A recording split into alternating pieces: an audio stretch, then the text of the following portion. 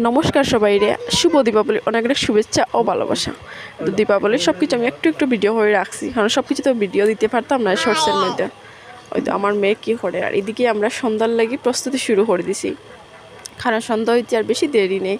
আর আমরা কলার ফাঁসলও দিতে লাগে বাত্তি, এটা আমরা নিয়ম। শৈলতাও দিছি আর মোমো সব কিছু আমরা রেডি হলে দিলাম। আর এদিকে তেলের বাত্তিও কয়টা রেডি করলাম, কারণ তেলের বাত্তি দিলে তো বহুত সময় জ্বলবো এটার লাগে। এইদিকে আমরা রুমে রুমে আনিয়া দিলাইলাম বাত্তিগুলা, কারণ একটু পরেও জ্বালাইতে লাগবো।